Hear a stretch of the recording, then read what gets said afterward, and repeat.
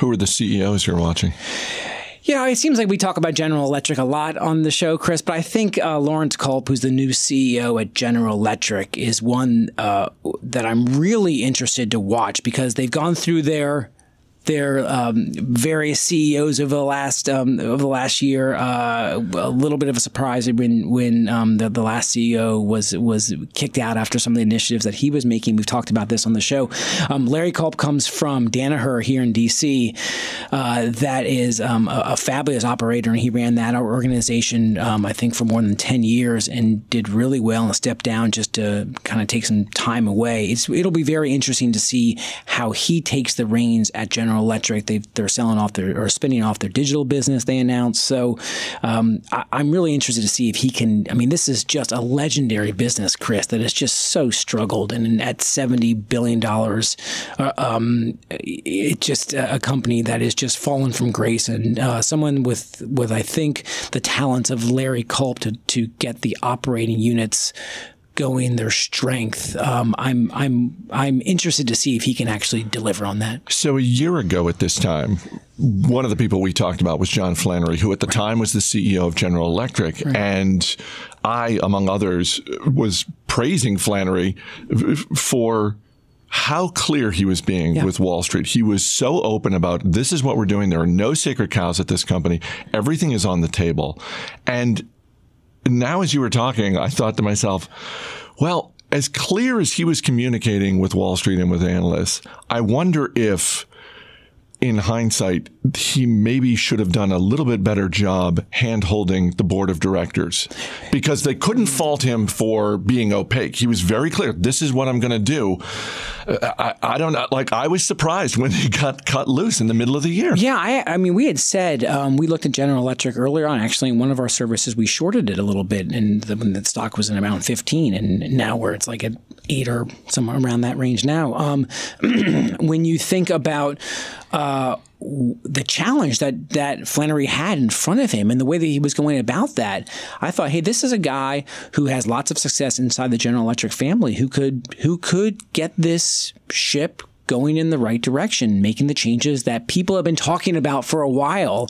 And it just seems that the board, like you said, the board just wasn't behind that. And at some point this fall, it just when the last straw hit the camel's back and the board just didn't seem to be aligned with with the way that Flannery was either taking the business or talking about taking the business, and they thought that was just a little bit too much for the General Electric, and they went towards Larry Culp, who's pretty new to the General Electric business. I'm glad you used the phrase the GE family in reference to John Flannery, because that is something to be noted about Larry Culp. This is a guy coming from outside the company.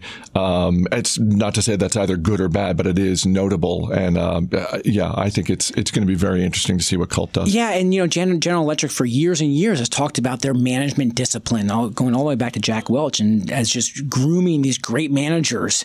And I think we've seen over the last 10 years that maybe not really the best way to characterize that when you think about the long term, or just maybe the business was just so dramatic and so big that it's hard to turn, especially with the disaster that the financial business turned out to be. But Larry Culp comes from Danaher, where they have their Danaher business system, and that is just an operating philosophy that has worked well for Danaher when it comes to industrial acquiring businesses, turning them into profit machines, reallocating that capital, which is, if that's the way that General Electric is going to go and focusing on their core businesses, that might be the way that gets General Electric out of this deep rabbit hole that it's in right now. If Larry Culp is not on the hot seat, let's just say it's a little warmer than the average CEOs. Yeah. Are there other CEOs that you look at and you think, I'm keeping my eye on them because I think they're poised for a great year? Yeah, there's a lot,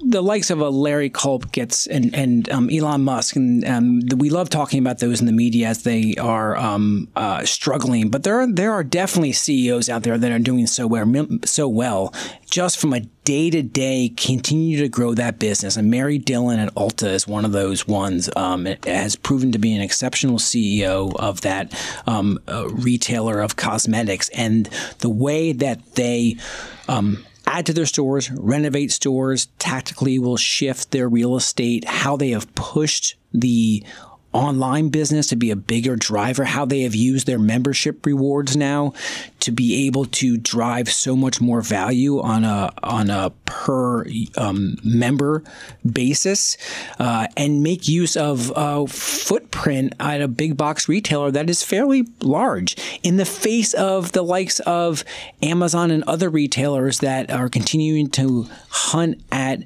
Ulta. They have been able to continue to grow and grow pretty nicely. And it's exceptionally profitable for a retailer, and they use that capital very well and have very high returns on the capital. So every dollar they're investing back in the business continues to go more and more valuable. So I think Mary Dillon, she does get some respect, but she's not a household name, and she should be. Well, particularly when you consider that for a stretch of time that she has been in the corner office.